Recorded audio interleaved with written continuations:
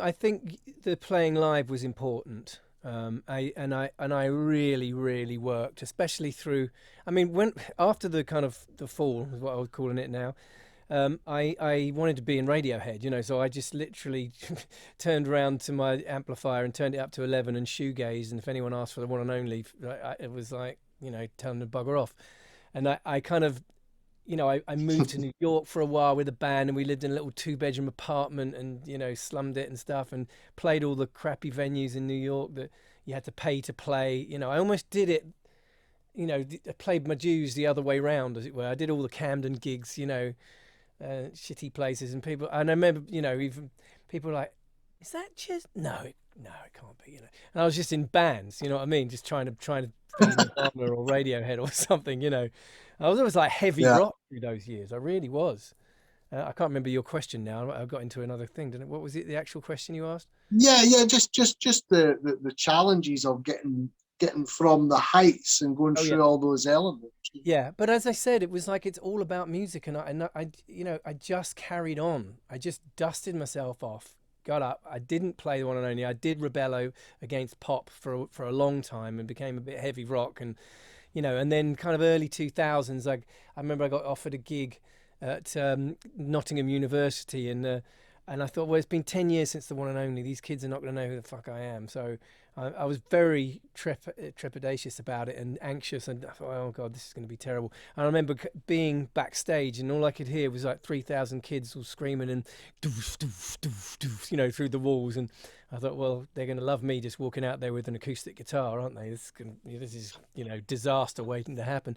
But then when I walked out there, it was like, it was almost better than it was 10 years before. It was like there were, banners with my name and people with my face on their t-shirts, and what I didn't realize is that when you have a hit like the one and only, after years, it becomes like a kind of a cult thing, like and Yeah. it's funny how time changes everything. I was very uncool for a little while there, and then suddenly I was like the coolest thing in the world for these kids. And I thought, well, fuck, how did that happen? But it did, and I guess the record kind of got handed down like some kind of mantle to students, and I never looked back from that moment on. I played so many student unions over the next 8 to 10 years, and even then, like 20 years after the song was released, I was still playing Fresher Balls. I was like, well, I said the one and only's like, you weren't born when it came out. How do you know this? They just know it. It's weird.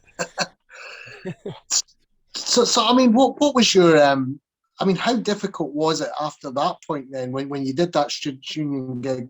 Did you just sort of accept, okay, I'm Chesney Hawkes, I'm going to be Chesney Yeah. Hawkes? And, Yes, because I didn't even go out as me in that period before that. I was like the names of bands. I was Fly for a while. I was Ebb for a while. I was like, Uncle Ernie and the Suspenders or whatever. It was like I had different names, and uh, yeah, and so yeah, I accepted it at that point, and realized that I had to kind of accept responsibility for that record in a way, although I kind of given up ownership of it because it had gone off like a song with wings or something, and kind of made its own life and kind of made its own connections. And that's one of the wonderful things about what we do, is that yeah. music does affect people, and it does, it has connections in people's lives. And I think we as music creators should all be honored and grateful for that, and also just kind of like realize that it's not anything to do with you in a way.